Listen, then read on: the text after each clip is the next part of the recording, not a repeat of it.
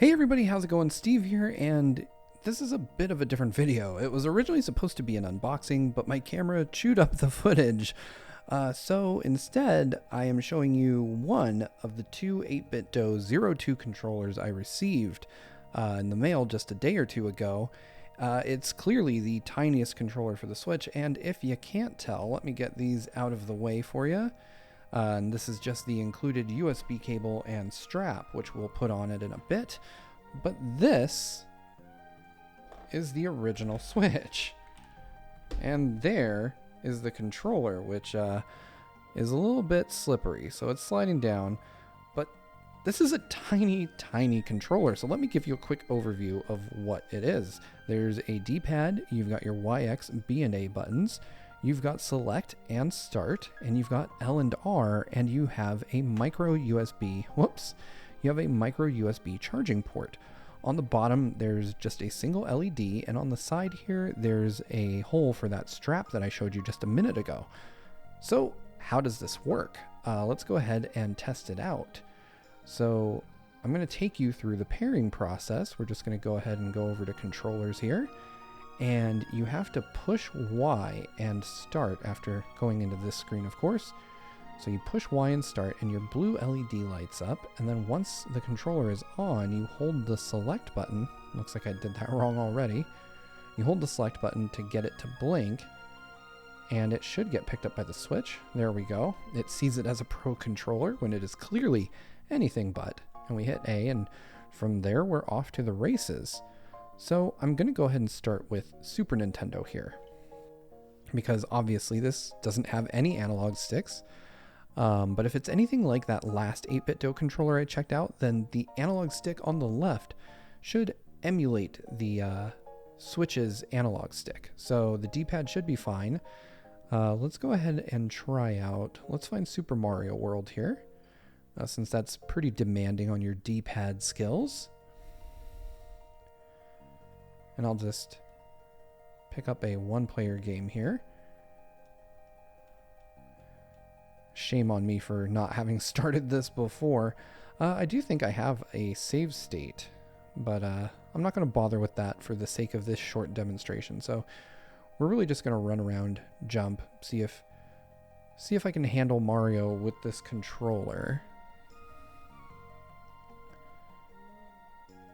And so far so good.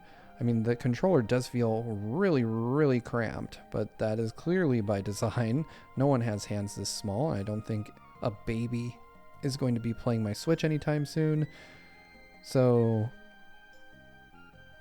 I mean, so far it's doing okay.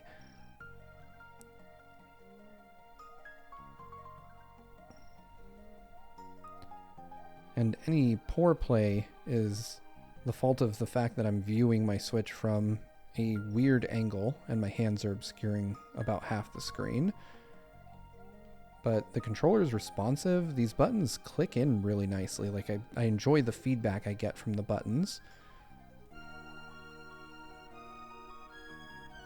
Whoop. Whoop. Third time's a charm. Go up here.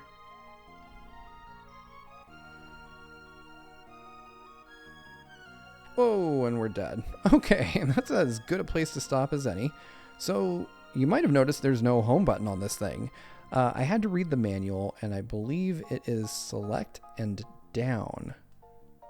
That'll take you back. So how does this work with a Mario of the 3D variety? Let's go ahead and jump into Odyssey and see if we can find out. Okay, and so here we are. And there's already one thing that's not working so great for me, and that's that I don't have ZL and ZR.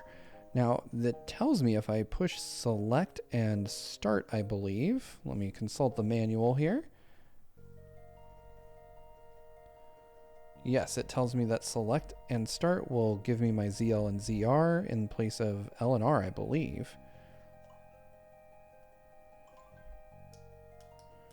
So I just did that, and I got nothing.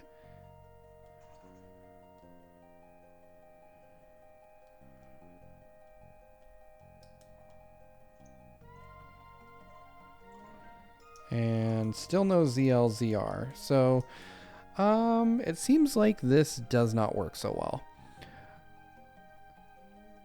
Let's go ahead and bail out. Select and down still work just fine. So that was a quick gameplay demo. Let me show you what one of these looks like without the, or with the strap added onto it. So this is the blue version of the same controller, which I opened earlier and attached this to. This is like a rubber or silicone strap. I'm not sure how I feel about it. It feels like something that could break down over time, but I have no reason to confirm that. It just feels like something that could snap with extended use. So I'm not sure. That's just based on my own opinion. I don't know if I would keep the controller with this on or if I'd just leave it like my yellow one here without it. I'm not thrilled at the lack of buttons. I much prefer to have physical buttons, and for that reason, I think that I'll be using the last 8BitDo controller I used, or continuing to use it, instead of this little guy. Though, if you want to play simpler games like Sonic Mania or Super Mario World, as I showed, this does do the job. It's cramped, you know, it doesn't give you a lot of space for travel, but travel is really what this controller is likely to be about. This is basically a keychain controller. So if you want to have a controller just for the sake of simple, fun, you know, quick sessions, and for some reason you don't want to use your Joy-Con or whatever, then this could be something that you might find interesting. For me personally, I think it's kind of more of a pass, but let me know what you think. Drop a comment down below. Let me know if this type of controller interests you at all, or if this is something that you have no interest in. I may throw one into my bag and just see how this strap lasts over time to see if it degrades or anything. But anyway, thanks so much for watching this unboxing. That about unwraps it up for this video. As always, thank you so much for watching. Make sure to subscribe to Game Explained for many more unboxings just like this one. Make sure to ring that notification bell to be the first to know every time we upload a new video. And I'll see you next time.